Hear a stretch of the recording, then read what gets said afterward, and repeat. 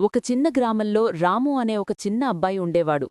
అతనికి కీరదోసలు, గుమ్మడికాయలు, క్యారెట్లతో తయారైన ఒక అద్భుతమైన వెజిటబుల్ సైకిల్ ఉండేది. ఒకరోజు ఉదయం సూర్యరశ్మిలో మెరిసే ఆ సైకిల్పై రాము ఆనందంగా రోడ్డుమీద ప్రయాణం చేస్తూ ఉన్నాడు. అదే సమయంలో స్వప్న అనే చిన్న, అమాయకమైన పాప చేతిలో అరటి జ్యూస్ బాటిల్ పట్టుకుని నెమ్మదిగా నడుచుకుంటూ వస్తోంది.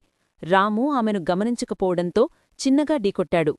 ఆ ఢీతో స్వప్న చేతిలో ఉన్న అరటి జ్యూస్ నేలపై పడి పగిలిపోయింది. జ్యూస్ చిందరవందరగా పారగా స్వప్న చిన్నగా భయపడుతూ ఏడవడం మొదలుపెట్టింది. వెంటనే రాము దిగిపడి, అమ్మాయి, నీకు ఏమైనా దెబ్బలయ్యాయా అని ప్రేమగా అడిగాడు.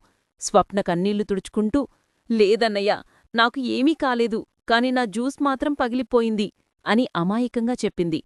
రాము చిరునవ్వుతో, దేనికి బాధపడుతున్నావు? నాకు తెలిసిన ఒక మంచి పెద్దాయన ఉన్నాడా? ఈ అరటి జ్యూస్ ఎలా తయారవుతుందో నీకు పూర్తిగా చెప్తాను అంటూ రామును లోపలికి తీసుకెళ్లాడు. పెద్దాయన చెప్పడం మొదలుపెట్టాడు.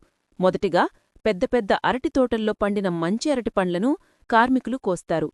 వాటిని జాగ్రత్తగా పెద్ద లారీలోకెక్కించి ఫ్యాక్టరీకి పంపిస్తారు. లారీ ఫ్యాక్టరీ గేటు వద్ద ఆగిన తర్వాత ఆ పండ్లను కన్వేయర్ బెల్ట్లపై ఒక్కో వరుసగా ఉంచుతారు. పండ్లు ముందుకు కదులుతూనే మొదటి దశలో శుభ్రమైన తోటినీటితో బాగా కడుగుతారు.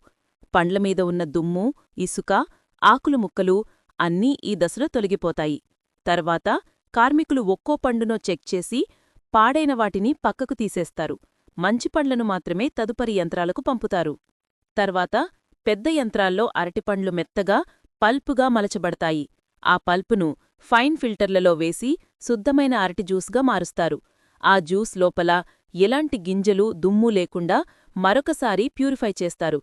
ఉష్ణోగ్రతను సరైనగా నియంత్రించి ఆరోగ్యకరమైన జ్యూస్ తయారవుతుంది. శుభ్రంగా ఉన్న గాజు లేదా ప్లాస్టిక్ బాటిళ్లు పెద్ద యంత్రాల ద్వారా వరుసగా ముందుకు వస్తాయి. ఆ బాటిల్లో ఆటోమేటిక్గా అరటి జ్యూస్ నింపబడుతుంది. బాటిల్ మూతలు గట్టిగా మూసివేయబడతాయి. తర్వాత అందమైన పసుపు రంగు లేబిల్స్ బాటిళ్లమీద అంటించబడతాయి. ఈ బాటిళ్లను కాటన్ బాక్సుల్లో ప్యాక్ చేసి వాటిని పెద్ద ట్రక్కులలో లోడ్ చేసి గ్రామాలు, పట్టణాలు, షాపులు, సూపర్ మార్కెట్లకు పంపిస్తారు. అలా మనం తాగే అరటి జ్యూస్ దుకాణాల్లోకి వస్తుంది. ఈ మొత్తం ప్రక్రియ విన్న రాముకు ఎంతో ఆశ్చర్యం వేసింది. వెంటనే పెద్దాయన నుంచి ఒక తాజా అరటి జ్యూస్ బాటిల్ తీసుకుని రాము స్వప్న దగ్గరకు పరిగెత్తివచ్చాడు. ఇంకా చిన్నగా ఏడుస్తున్న స్వప్నను చూసి రాము పెద్ద నవ్వు నవ్వాడు. ఇదిగో స్వప్నా, నీకోసం తీసుకొచ్చిన కొత్త జ్యూస్. ఇక ఏడవాల్సిన అవసరమే లేదు అన్నాడు. స్వప్న కళ్లలో వెంటనే ఆనందం మెరిసింది. ఇద్దరూ కలిసి నవ్వుకుంటూ జ్యూస్ తాగారు. అలా ఒక చిన్న ప్రమాదం ఒక పెద్ద మధురమైన స్నేహానికి కారణమైంది.